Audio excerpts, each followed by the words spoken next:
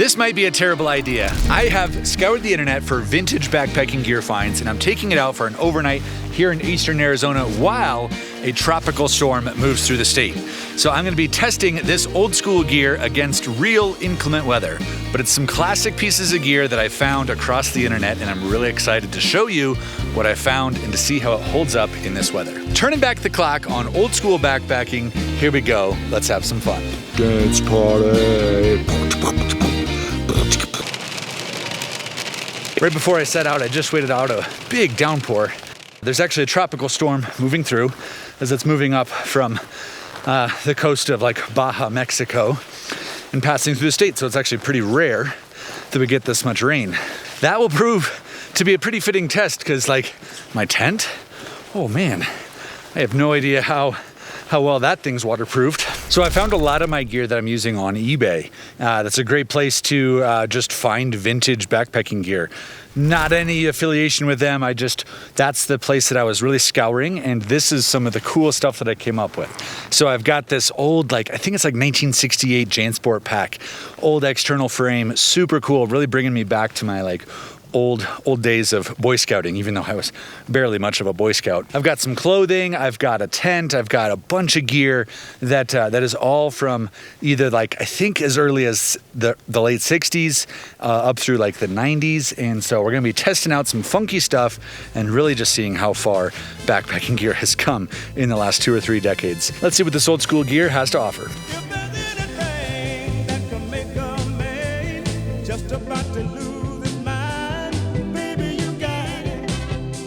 All right, so I want to show you the pack real quick. I'm about to actually put the rainfly away because I've got a little patch of clear sky and I want you to be able to see this, but man, look at how old school this is. So truly an external frame pack, and what that really means, in case you're not around from the 90s and whatnot, it literally has all of the structure built on in these bars. I think these are aluminum bars. Then we've got just a couple of pads, and then this sack is lashed to this external frame. Let me take this rainfly off so I can show you a little bit more. This is such a cool old backpack that when I saw this online, I was like, that's the one. I had to get this. What I found is that there are some actually really good deals, but out there to be had on just buying older gear or even used gear. But this one was a little bit pricier just because it had this cool vintage factor. I bought this for 150 bucks. And so definitely more expensive than what I would recommend anybody pay for an older piece of gear.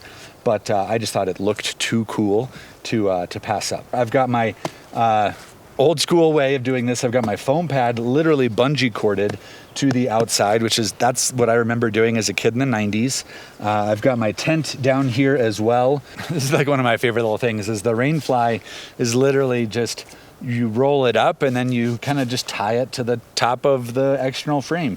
And it's always wrapped around and ready to deploy. There's also this upper shelf up here that you can lash stuff. And I originally had my foam pad up here, but then I noticed when I needed to put the rainfly out, I couldn't fit it over that as well. But it does go over when it's on the bottom. One of the cool things about external frame packs is how modular and adaptable they were. You could literally just lash stuff all over the place to the backpack, for better or worse. All right, the trail is calling. Let's go. These metal hip belts are kind of crazy. Look at that. I started backpacking in the 90s as a young kid. I think my first backpacking trip, I was about 10 or 11 or so. And I used a backpack, an old external frame backpack, not terribly different from this one. Definitely feeling some of that old school nostalgia. I'm 41, I'm old enough to remember a lot of the real gear from the 90s and shopping at little local shops with all sorts of little gadgets and doodads like I've got here. Ooh, look at this. Beautiful stretch, so I'm going up towards this high point, which is actually pretty dang high. It's 11,500 feet here. I've got my first glimpse of the Little Colorado River. So one of the iconic rivers of Arizona starts in the mountains up here.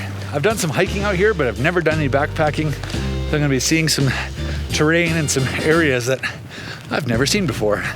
I'm really looking forward to this. This is fun.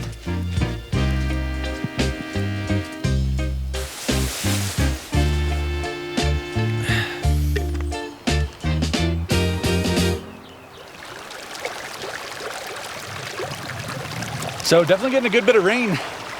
It's coming down. You know, it's mostly light, but it is just like steady. So kind of soaking a little bit. The heart of the storm actually passed through last night, but there's gonna be another 2 days of lingering storm in the remainder of this tropical storm moving up from Mexico. So kind of an interesting time to be out here.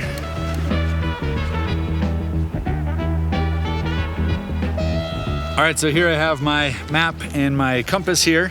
And this is how old school navigators would work. Then people would lay the maps out, orient themselves, and get a declination and a bearing and go. I have learned how to do that, but this is not how I'm navigating on this trip. How I navigate is onX Backcountry. Navigating is one of the technologies that has come a truly long way, and it is amazing what I can do with this tool right here on my phone. So before any trip, I will browse trails and just physically look around on the map for trails that look interesting to me. When I land on a trail that I like, I will tend to build out a map that looks a lot like this. And then I can save this for offline use. And one of the key things for offline use is I don't have cell phone reception, and yet I can still navigate around. As I'm here, I can just be pointing my phone around and it'll tell me which way I'm headed, like which direction I'm pointed, which can be extremely helpful if you're on complex terrain or you have a bunch of crisscrossing trails and you're unsure of where to go. Being able to use these is really, really helpful. I'll be doing all sorts of pre-planning with onX Backcountry to help me be prepared for my trip. But then of course, when I'm actually on my trip, this tool is incredibly useful. And so right now, if you want to get a membership, just go to the link below and use my access code and you can save 20%. There's two options. There's Premium and Elite. Both are amazing.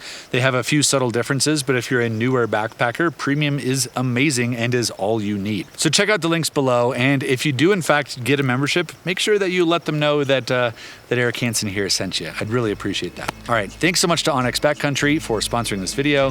Now, let's keep going.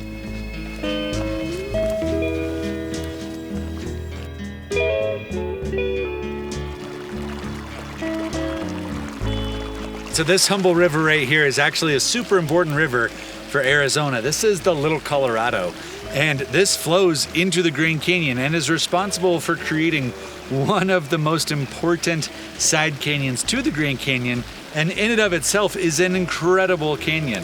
So yes, humble beginnings start right here in eastern Arizona, flows across the state, and then goes into the Grand Canyon and ultimately down through the Colorado River. So it's pretty cool to see this tiny little creek, this beautiful creek, what it becomes just like 200 miles downstream. That's what I love about Arizona. There's so much diversity. There's so many surprising places and surprising things. And this is one of my favorite little spots.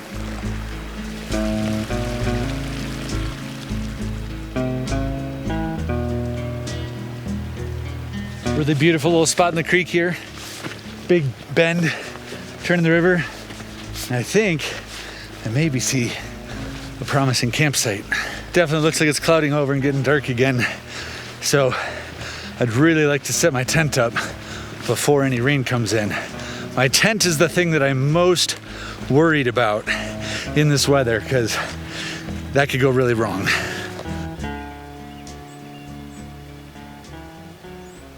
All right, so let's talk about this backpack real quick. I wanted to show you kind of how I've organized this and packed this, because while there's a lot of similarities to how an internal frame pack works, it's still just a little bit different. So I have this main compartment here and a cool little side strap to keep things all together. This is like where the bulk of my core gear is. And then down here, I actually do really like that I have a true sleeping bag compartment down here, and I just have like my quicker access to my jacket. So mainly I have my sleeping bag in here. I do have a couple of little bits of clothes and things in case inclement weather really hits. That is also in here, some rain pants and things like that. Now backpacks have come a really long way and I'm grateful for it.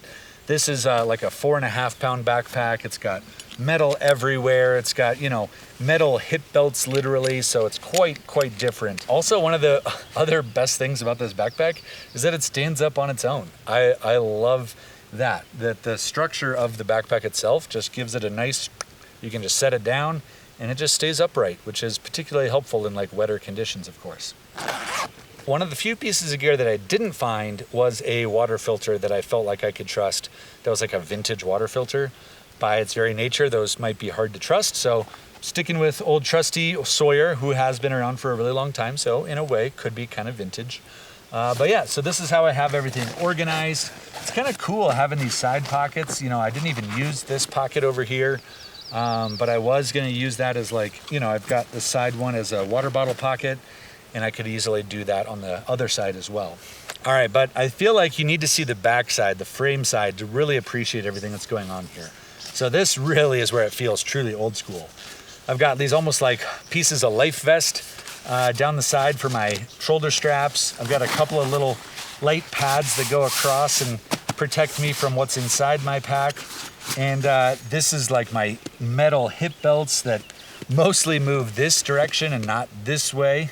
And my metal buckles and everything like that. But here I have on my on the bottom just my tent. You know, it's literally lashed to it with webbing and bungee cords, so pretty wild. But I need to get my tent set up because I think some more rain is coming in, and I don't want to be caught trying to figure this out in the rain. All right.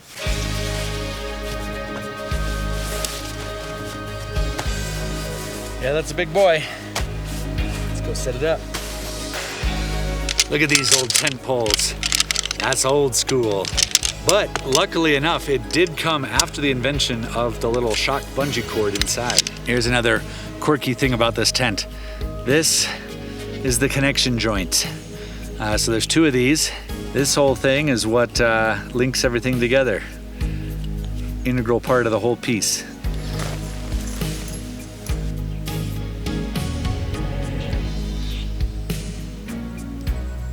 This is pretty old school. I do remember as a kid having these really odd tents that having to figure them out how to put them together was quite the work. You had to be quite the engineer to set up a tent in like the 80s. But so I've got this little joint, and then I have to, it tells you that which angle goes which way. It says top right over here. And then you literally just have to feed these through to get that. Okay, so now this is my little junction here. Now I have to insert the bottom end of this pole onto a little pin, and I feel like a surgeon. It's delicate work. I totally get how dads would have lost their minds trying to take their family camping in the 80s. This technology is a lot different now. Come a long way, baby. All right, stage one complete. Now I gotta get the rain fly on. Prepare for weather.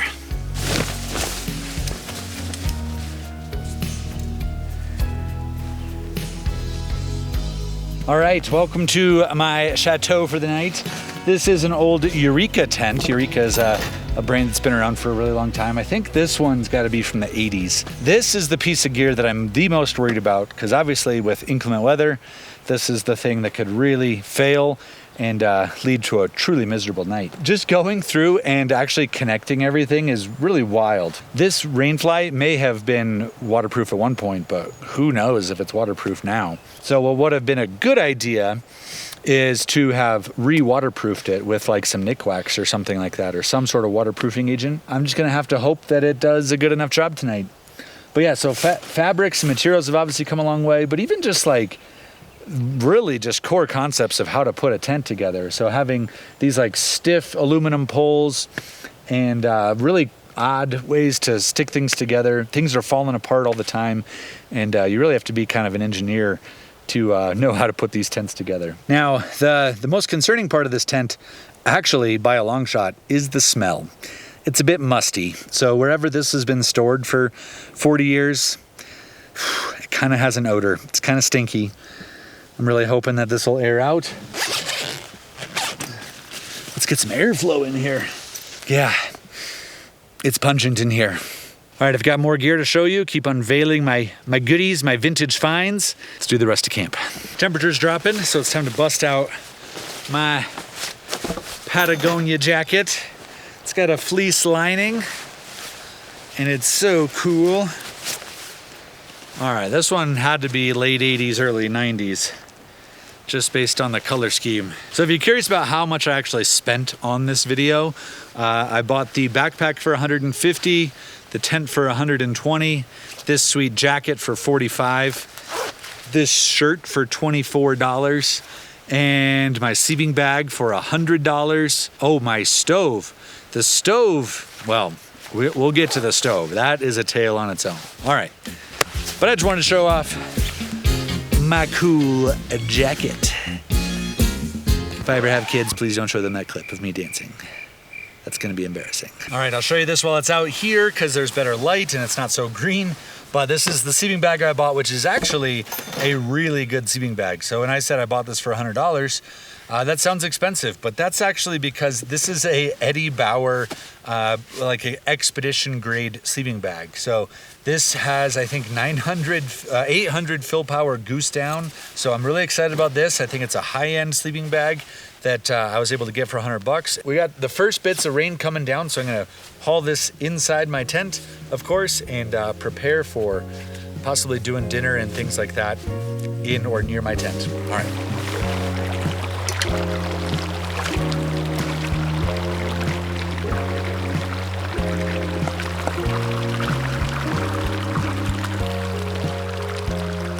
All right, so the piece of gear that honestly was like the most complicated is this stove. So this is my old school Coleman stove that has liquid fuel in it, white gas, and I have to pump it and I have to manage it.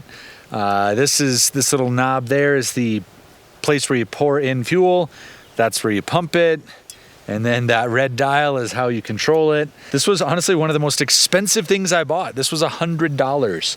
And this is heavy as crap. And I would never recommend this for real backpacking, but this is like an old school stove. This is like an old school guide stove. I'm a little nervous about it. All right, I'm ready to make some dinner and then lay in my stinky tent.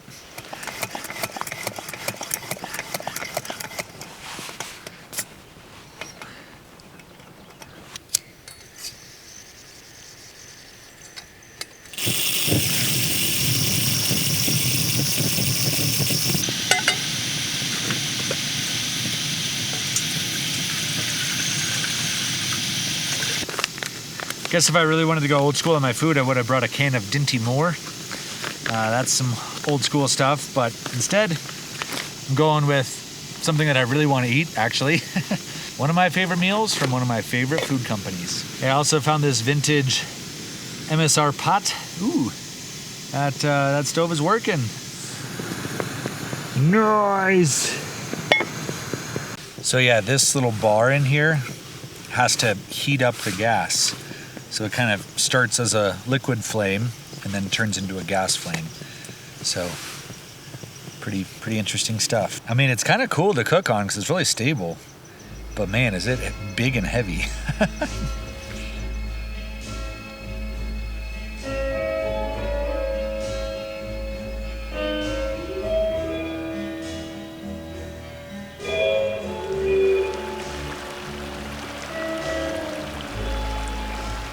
So I know I do a lot of talking about gear and trying to help people get outside with gear, and at the end of the day, like, I think whatever it takes to get you to come and like camp in the woods and sit at a mountain stream, do whatever it takes, because there is just something so special. And as I'm sitting here on this log and I just finished my dinner, just feeling like, yeah, it's not about the gear, it's not about how light I am. It's about being here and just being present in a place like this. And man, I am so grateful that Arizona has just a huge amount of really spectacular places, all within a couple hours of me. Also, dodged a rainstorm. It just skirted to the side, which was really, I'm grateful for that. Yeah, and I've just been watching these like crazy clouds pass by over the mountaintops over this way. It's so cool looking. It's so funny to me how some of these designs were implemented. Like, you know, how do we get the rainfly to stick over the tent poles? Well, we just sew in a big metal hook and then we just have it go into the end of a tube. kind of like brutal engineering. It just works. Not pretty.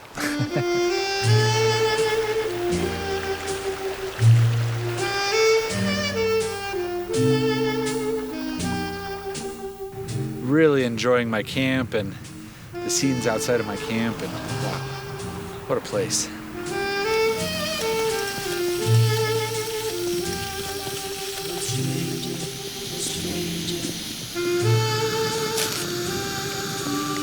So I just figured out that I can roll open this door because that's been annoying me because it's been like draping onto me, and I don't know why I didn't even think to look. But also, as a positive note, the tent doesn't stink anymore. Either that or my nose buds don't have the ability to smell anymore. But now I'm making some tea.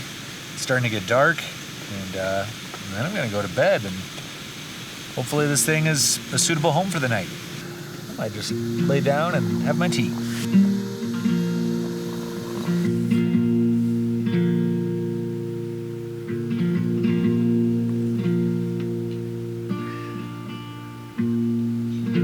Keep the gorillas here to wish you all good night.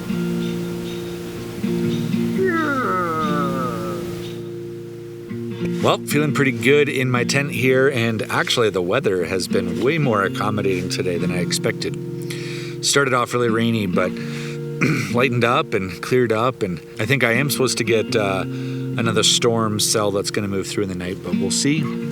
I feel good. It's actually pretty cool how I like the feeling of this tent. It having the light on in here kind of reflects it. It's kind of warm and just cozy. So I'm definitely having fun with this project to test out vintage gear and old school gear, and we'll see how the gear performs through the night, and I'll let you know more in the morning. But that's it for me for right now. So good night, everybody. See you in the morning. Well, it rained a little bit here and there throughout the night, but not too much. And that meant I had a great night. So I'm almost a tiny bit disappointed. I wanted to see how this thing would hold up with rain. Did fine against like passing little cells that didn't drop a lot of precip, but yeah, all right. Start the day.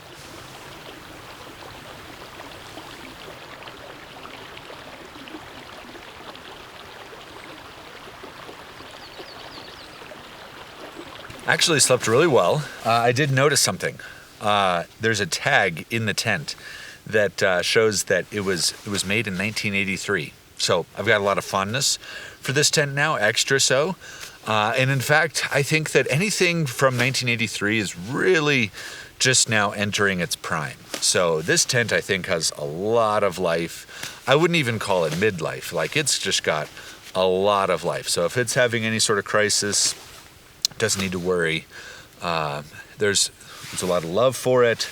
It's a lot of vibrant life it has left to live. So only 41 years old. That's nothing. So anyway, let's just make breakfast and move on.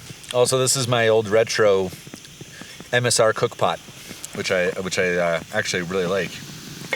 It's heavy, but it's kind of satisfying to use and to cook with. Well, everything is definitely wet from the last 2 days of storm, and the sun is coming in, and like there's even like a bunch of steam boiling water off the logs, which is pretty cool looking.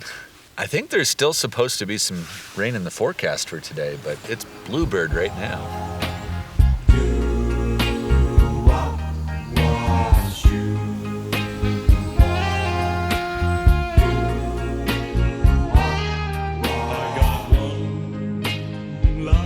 All right, so this sleeping bag was actually pretty good, and of all the things that I picked up for this trip, I think the sleeping bag would be probably the most enduringly usable thing. This is high quality down, that still holds up. The bag itself is in really nice shape. There are some interesting like design differences between bags this is probably from the 90s versus today. And one thing that I did notice is there were some cold spots on the bottom, and I think that there's actually a lot less down on the bottom, almost like how we utilize quilts today, is they just put less material or less insulation in the bottom. But because it's a mummy bag, as I'm rolling around, if I didn't have this part of the bag under me, I did notice some like cold spots and some, not drafts, but just cold spots coming through. And then the other big thing is that there's not really much of a hood. So yes, there's like this flap here, and you could also kind of cinch it down, but it doesn't really come up and over your head like modern mummy bags really do. And then the tent. Let's talk about the tent. So I actually enjoyed the tent, despite the fact that this is so big and heavy for a backpacking tent now. But this is where I think we've made leaps and bounds in backpacking technology, is in tents. Like this is so much bulkier and clunkier. I will say I do like this, like this throughway, the A-frame with the mesh on the back, and then the door with also the mesh on the front, because I could really have just like a very pleasant sleeping experience with the air passing through gently, and then being able to look out right at my head and see out. Like I actually really did enjoy the design style of this A-frame tent. But that being said, like, things have gotten a lot more beautifully designed. Part of that is just materials are better, more advancements in materials and fabrics and options. One thing that I do kind of miss from backpacking tents is the fact that you can have these doors that zip with the mesh, or that zip with like a kind of like watertight, storm-proofed enclosure. So I zipped up the inner, and there's still this mesh out here, but then on pleasant weather, like it ended up being last night, I can then just like unzip that and open it up. There's something kind of charming about gear from 30 plus years ago, 40 years ago, with how it was designed. It definitely makes me feel a little bit nostalgic. I have memories of camping in tents like this, and so it's definitely bringing back some fun memories. One of the other pieces of gear that's really made a lot of strides is stoves. Like this stove probably weighs almost 2.5 pounds with fuel in it, but it is dramatically different from what we get today. Fun to see how technology has come a long way in every piece of gear that I've got with me here. All right, and I did notice that we got clouds starting to move in. It's getting windy again, and I think that there's another round of weather about to move through, at least at some point today. So I'm gonna start packing up.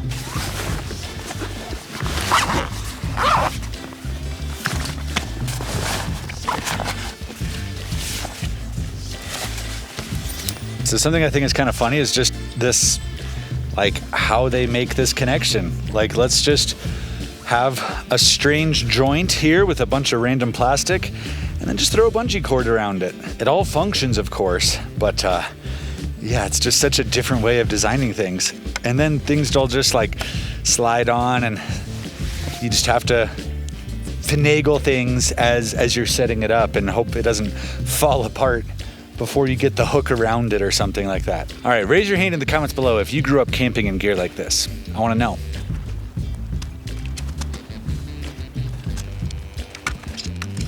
These tents are a lot bigger and heavier. I didn't weigh this, but I think it's about 7 or 8 pounds. I don't know if that's exactly how it would have been done, but that's the old dad way. All right, my friends, it's time for me to head on. I've got my pack all sorted. I've got everything rigged up, a little bit different this time. I'm less worried about rain. And I'd love to hear from you. I'd love to hear if you have memories of using gear like this, and if you would ever use gear like this again. And I'd also love to know, what was your favorite piece of gear? So in the weeks to come, I think that I'm going to try to do some sort of like gear giveaway or something like that. So let me know if you'd want any of these pieces of gear, and maybe we'll do like some sort of fundraiser raffle or something like that. I don't know, something fun. Just something I'm mulling over here. But let me know what you think of this video. I'd love to hear from you. Anyway, that's it from me. I gotta boogie on out of here before the next wave of rain comes in. Thanks so much for watching. I'm Eric Hansen. See you on the trail.